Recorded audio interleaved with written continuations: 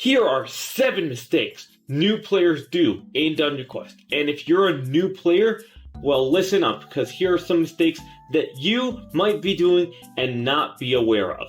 The first and major mistakes new players do are doing stuff like this with their skill points. Basically having a sort of hybrid build, which is kind of weird and it doesn't work at all. It's just pretty pointless. You can only be one class in the game. You can either be a warrior or a mage. And with this one, you're going for skill points for both, and you're putting too much on your stamina.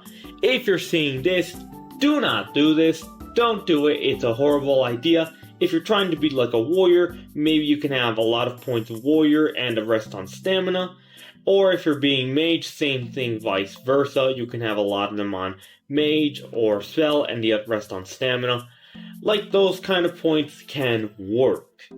Now, that is one of the bigger mistakes. Now, another mistake that newer players or noobs do are, number 2 is questionable sets. And by questionable sets, I mean something like, this set has everything wrong with it. A mage spell with a warrior spell, with guardian armor, and with a mage helmet, and then a warrior weapon. Having weapons or stuff that are not all correlated to a single class is bound to make you fail. And this regards all the way from the beginning, all the way down from like Winter Outpost, all the way up to Abyssal Void.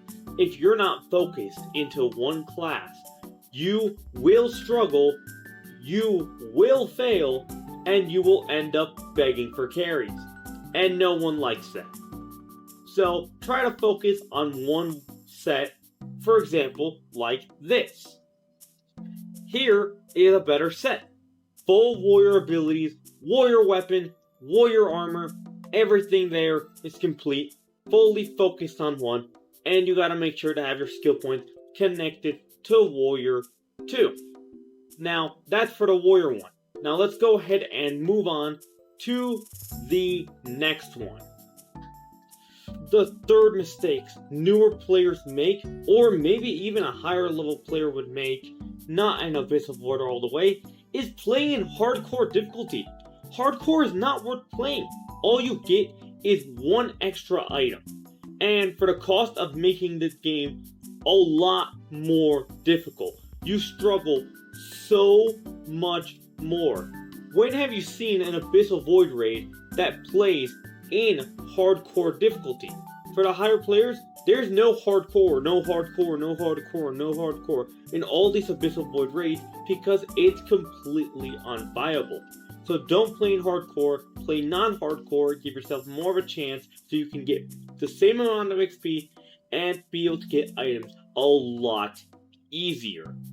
Now, something when people aren't able to defeat hardcore, and they tend to do, but it really isn't a way that you should do, is begging for carries. Which is really annoying for pro players, and it just feels like annoying overall. Basically just asking over and over. And the thing is, if you get carried and are asking for carries super early, because I've seen people being asked carries all the way down to Winter Outpost. Once you reach the higher dungeons, you are cooked. You are just going to get destroyed. And the point is, learn to play the game. The game isn't about asking carries. It's about getting loot and improving so you can get further in dungeons. So you should do that. Now, that's for the third error. Let's move on to the fourth. For the next one here we have is using a healing spell in your main set of spells. Now, Universal Heal is the only spell I have, but point is, having a healing spell as your main set, and if you're not a healer, is a ridiculous idea. Even if you're soloing, just play non-hardcore or have it non your main set, equip it, and when you need healing, you equip it back and use the spell. It's not that bad, and if you're doing that, you're basically cutting your damage in half, and I've seen warriors do this, which is just plain old stupid and something that you should never do. So keep double damaging spells always right here to be able to do the max amount of inflicting of damage when dealing with dungeons. Now, let's move on to the next one. And the final one we have here, all the way over here on the upgrade section, is upgrading your armor on HP. A lot of people upgrade their armor on HP, but don't do this. It's not worth it at all. So if you want a piece of gear and you want to go ahead and upgrade it, for example this one, upgrade it on the type of gear it is. It is mage gear, so you upgrade on spell.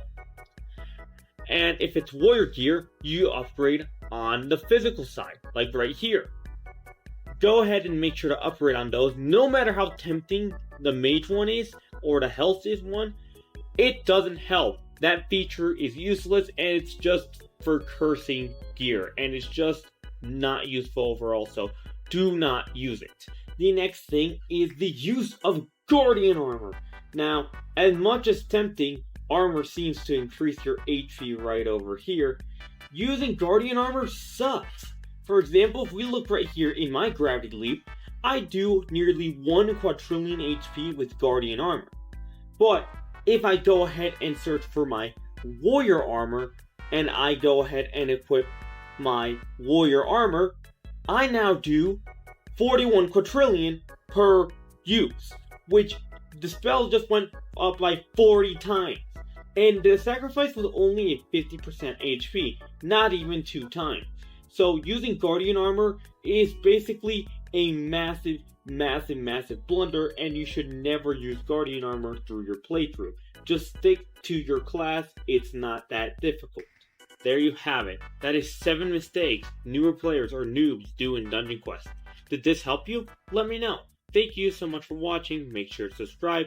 YouTube says you'll like this video right over here, and waddle out, my friends.